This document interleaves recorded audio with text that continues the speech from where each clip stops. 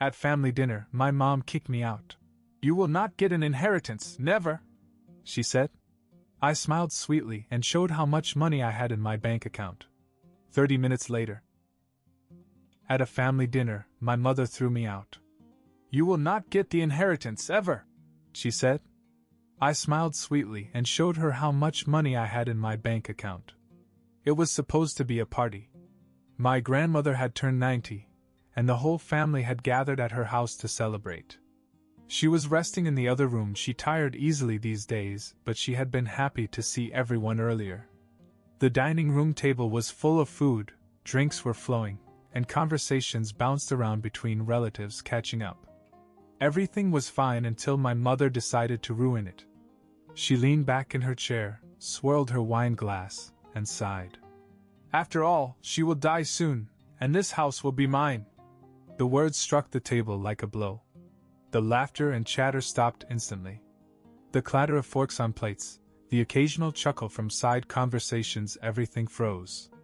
I turned my head slowly, thinking maybe I had misheard. But the smug way she said it, the way she barely hid her satisfaction, made my stomach churn. "Are you serious?" I asked. She looked at me, confused. "What? You just said you were waiting for Grandma to die so you could take her house." She scoffed, waving her hand. "Oh, don't be dramatic. I'm just stating the obvious. She's lived long enough. It's time."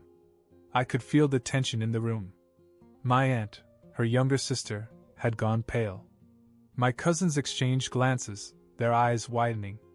Even the family friends who were there shifted uncomfortably in their seats. I pushed my plate aside. "This is your mother you're talking about. The woman who raised you, took care of you. And you act like she's just in the way?" Her expression darkened. "Oh, give me a break. You think I don't see what you're doing?" I frowned. "What am I doing?" "Pretending to be the good guy," she snapped. "You just want the inheritance for yourself. You always act like you're better than everyone else, but I know the truth. You're waiting, just like the rest of them." She gestured around the table, as if everyone were part of a secret conspiracy to take what she believed was hers. The silence in the room grew deeper. My aunt put down her fork carefully, as if afraid to set off an explosion. My younger cousin looked as if he wanted to disappear under the table. I let out a short, incredulous laugh. "Are you out of your mind? Oh, don't laugh at me." She slammed her hand down on the table. "You think you're so independent, so successful, but at the end of the day, all you want is a piece of what's mine. Well, guess what? You're not getting a dime. None of you are. The house, the money, it's all mine." The anger, the sheer greed in her voice, it was almost surreal. She had completely lost it. I sat back and shook my head. Then, without a word, I pulled out my phone, opened my banking app, and turned the screen on her. The color drained from her face. She stared at the number, her mouth opening and closing as if she wanted to say something but couldn't form the words. The amount was not small. I won't say exactly how much, but let's just say it was well over $500,000. I didn't need Grandma's money. I didn't need anything from her. I had built my own life, my own success. For 30 minutes, she tried to recover. First, she pretended it was a joke. Then she tried to make excuses. Then, worst of all, she started to apologize. She said she didn't mean it, that she was emotional, that she wasn't thinking straight. She even had the nerve to say that she could use my help with something, some financial problems she was having. I stood up and pushed back my chair. "This is Grandma's birthday. Not a day to talk about money." The disappointment in me was overwhelming. I walked away. But what I didn't know was that this was only the beginning. Something worse happened that night. I left my mother sitting there, humiliated, but I couldn't shake the sinking feeling in my chest. The whole situation was disgusting. This was supposed to be about Grandma, but instead it turned into a showcase of my mother's greed. I got in my car and drove home, hoping to clear my head. A few hours later, I was lying on my couch, scrolling through my phone, when my cousin Emily called me. "Jonathan, you have to come back," she said, her voice urgent. I sat up. What happened? It's Grandma. Something's wrong. I didn't even hang up before I grabbed my keys and headed back to the house. When I got there, the living room was a mess. My aunt was pacing, my cousins were whispering to each other, and my mother, she was nowhere to be seen. I rushed into my grandmother's room. She was still in bed, but something was wrong. She looked weak, more pale than usual. My aunt was kneeling beside her, holding her hand. What happened? I asked. My aunt looked up, her eyes red. She collapsed right after you left. She was fine, and then suddenly, she just went quiet. My heart pounded. Did you call an ambulance? Of course. They should be here any minute. I turned and looked around the room. Where's Mom? No one answered. That's when I realized she was gone. The paramedics arrived and took Grandma to the hospital. I rode with my aunt, my mind racing the whole way. It couldn't be a coincidence. My mother had been acting crazy, and now, the moment she realized she might not get what she wanted, Grandma's health took a turn. We got bad news at the hospital. Grandma had suffered a stroke. It wasn't serious, but at her age, any medical problem was dangerous. The doctors said she needed rest, but she would survive. That's when my mother finally showed up, strolling into the waiting room as if nothing had happened. She wasn't crying, she wasn't panicked, she just looked irritated. I walked right up to her. Where have you been? She blinked. What do you mean? Grandma had a stroke and you disappeared. She scoffed. Oh, please. I just needed some air. I didn't believe her for a second. I looked at her hands, and that's when I noticed something. Her nails. There was red under them. Not nail polish, something else. Blood. I grabbed her wrist. What the hell did you do? She yanked her arm away. Get your hands off me. The room fell silent. My aunt stood up. What's going on? I stared at my mother. What did you do? She rolled her eyes. You're being dramatic. I was just in the kitchen. I cut myself, okay? But something in her face told me that wasn't the whole story. The nurse came in and said we could see Nana now. When we walked into the room, she was awake but weak. She looked at my mom and something flickered in her eyes. Fear. I stepped closer. Grandma, did something happen before you collapsed? She hesitated and looked at my mother. My mother gave her a sharp look, almost like a warning. And that's when I knew something terrible had happened before I left the house. And my mother was involved. Grandma looked at me, then at my mother, then back at me. Her lips trembled as if she wanted to speak, but she remained silent. The fear in her eyes, the hesitation, sent a shiver down my spine.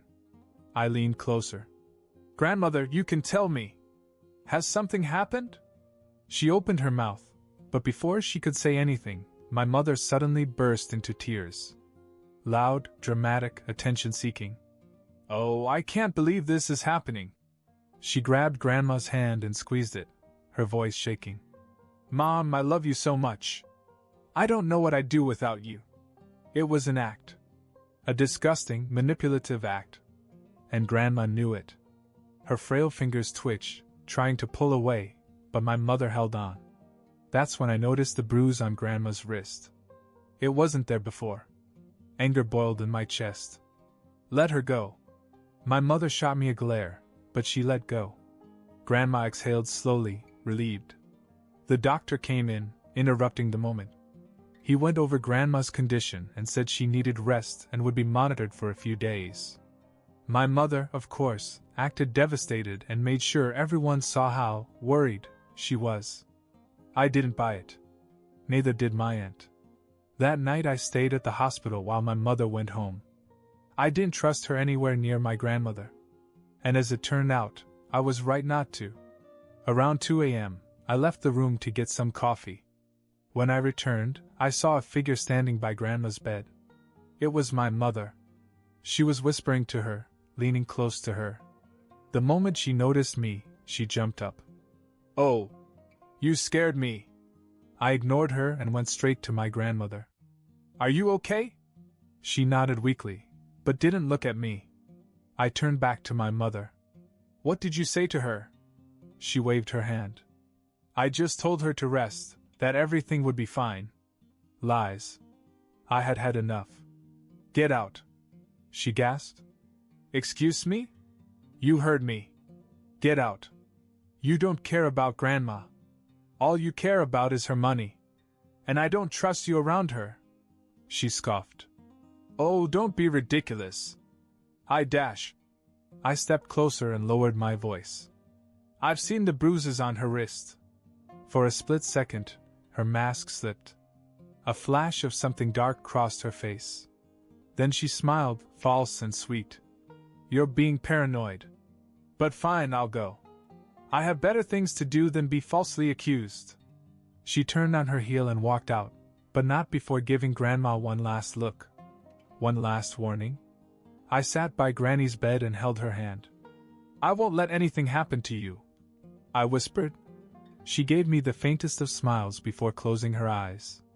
I didn't know it then, but that was the last peaceful night before everything really fell apart. The next morning I woke up to the sound of my aunt shaking my shoulder frantically. Jonathan, she's gone, she whispered, her voice shaking. I jumped up. What? Mom. She left in the middle of the night. No one knows where she went. A sinking feeling settled in my stomach. My mother never left anywhere without making a scene. If she left quietly, it meant she was up to something. I pulled out my phone and checked my messages. Nothing from her. But then I noticed something strange: 2 missed calls from an unknown number around 4 a.m. No voicemail. Just silence. I looked at my aunt. Did she take anything? She hesitated. I don't know. But when I checked Grandma's bag, her house keys were missing. I felt my chest tighten. We have to go. Now. We rushed out of the hospital, got in my car, and drove to Grandma's house. My heart was pounding the whole way. I didn't know what to expect, but I knew my mother was up to something. When we got to the house, my worst fears were confirmed. The front door was wide open. We ran inside. The place was a mess. Drawers were open, cabinets were emptied, papers were strewn everywhere. My mother had searched the house. My aunt covered her mouth. Oh my God, she's looking for something. I stormed through the house, checking each room. When I reached my grandmother's bedroom, I stopped dead in my tracks. The safe was open. And empty. My mother had taken everything. I clenched my fists. She stole from her own mother. Then my phone buzzed. A message from an unfamiliar number. It's mine now. Don't try to stop me. I showed the message to my aunt. Her hands were shaking. She's out of her mind, she whispered. But I wasn't going to let her get away with it. I called the bank. I need to report fraudulent activity on my grandmother's accounts, I said as soon as someone picked up. The woman on the other end asked for details. As I began to explain, my aunt gasped. Jonathan, the deed. I turned. What? She ran to the desk and began shuffling through papers. The deed to the house. Grandma kept it here. If it's gone. She stopped, her face pale. I went over and looked myself.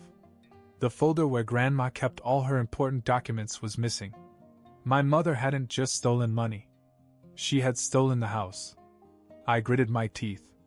She's trying to take everything before Grandma even. I stopped myself, unable to say it.